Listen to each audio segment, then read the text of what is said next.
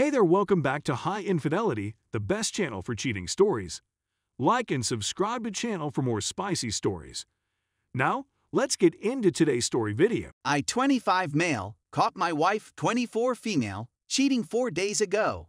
Need help moving forward. To provide some context, my wife and I met when we were approximately 10 years old. We've had a thing for each other since we were kids, but it wasn't until we were 18 that it became serious. I knew she was madly in love with me, and I was madly in love with her. Therefore, the only logical next step was marriage.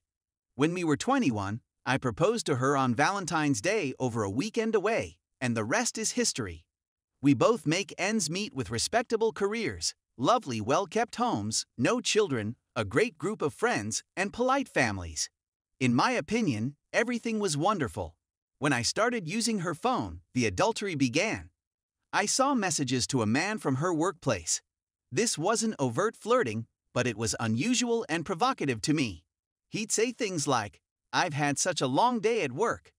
And she'd say things like, "I've had such a long day at work." I confess that I have a temper, and I was not going to let this happen. I told her she couldn't contact him, that she couldn't block him in front of my face, and that she wouldn't have me if she did. She did all I requested of her. This leads me to Sunday evening. My cousin and I run a company together. We began it at the age of 20 and it quickly took off. We have an office where I sometimes sleep when my job load becomes too much for me. I generally order in and get the job done, and if it's too late, I'll sleep it off. So I texted my wife about lunchtime. Me and cousin are probably going to be held here all night. I'll order in so you can dine without me and don't have to wait up. I adore you. She answered minutes later, saying she was sorry she wouldn't be able to meet me that night, but she wished me luck with my job and stated she loved me as well. Everything was fine. Think about late that night. I decided that work had eaten up too much of my weekend and that I needed to visit my wife, whom I assumed also wanted to see me. So, about 7 p.m., I started making my way home. When I arrived home, I heard voices upstairs but couldn't make them out. So I walked up and saw my wife and the man. I acknowledged that I didn't manage it as well as I could have. I began by hitting his as he attempted to look, "Dude, I'm sorry." I threw him out and told him he had to go home without his shoes. My wife was frantic from the time. I stepped in, and I almost got violent with her as well, but I didn't.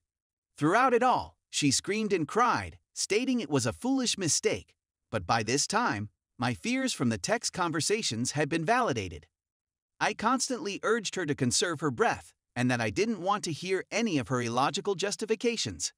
I debated returning to the office, but I instructed her to gather her bags and remain wherever she could. I needed her out of my sight. Since then, she has remained with her closest buddy. Since then, her friends and family have blown up my phone, but I've ignored them. I did, however, inform her father of what had occurred. He was furious and sided with me. My rage has given way to regret at the idea that our nearly lifetime adventure has been thrown away for some sleazy person from her workplace from the first day. I've been keeping busy, but I'd be lying if I claimed I haven't spent every spare time sulking / crying lamenting over what occurred. I'll be calling attorneys first thing tomorrow morning to start the divorce process. Update. A lot has transpired since the previous article. I apologize in advance for the length of this post. Also, I'd want to express how much I liked everyone's comments on the first post. I've done quite a few things since the initial post. I had my STD tested and everything was okay. I turned over my portion of the company to my business partner, relative, temporarily until the divorce is finalized. I terminated her phone contract that I paid for. I took down all of her photographs, I packed all of her clothing, and I've been up with someone. So let me get started. The fact that my STD test came back negative was a positive start, but it wasn't enough to lift my spirits. I won't sugarcoat it, the issue still bothered me. I couldn't forget about it since she and her friends were continually blowing up my phone. I ultimately went to meet with her parents.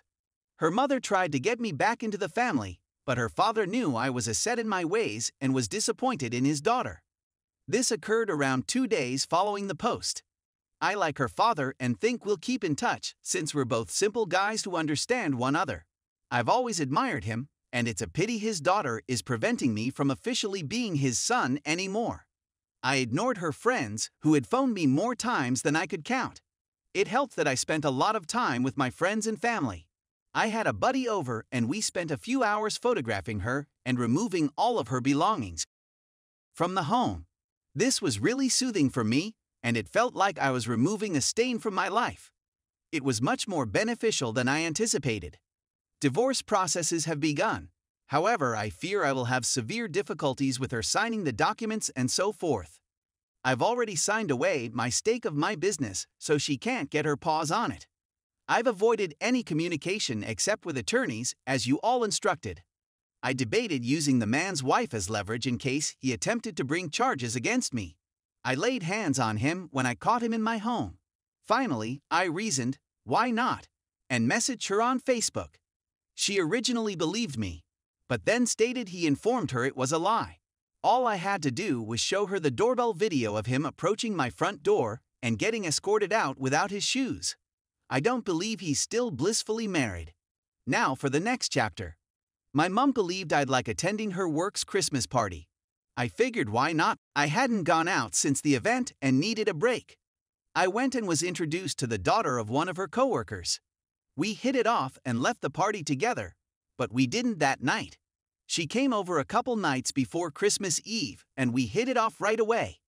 We upped many times and she stayed for 2 nights. Now, she's not a love at first sight substitute for my wife, but she is a nice lady who is surely keeping me company at a time when I need it the most. Christmas Day was more difficult than I imagined since I'd spent it with my so for a long, but having my family around me, feeding and watering me, helped a lot. Overall, I believe I am dealing much better than I anticipated. I just wanted to thank everyone who reached out to me, everyone who left a kind remark, and everyone who has gone through the same situation and is still standing strong. Story 2. She cheated and I thought we were a success story. I blogged last Sunday on what would have been our 23rd wedding anniversary, but I never told my story. Someone who wrote a kind remark urged me to share. So here we go. My wife and I met in college, married in graduate school, and have 2 wonderful children.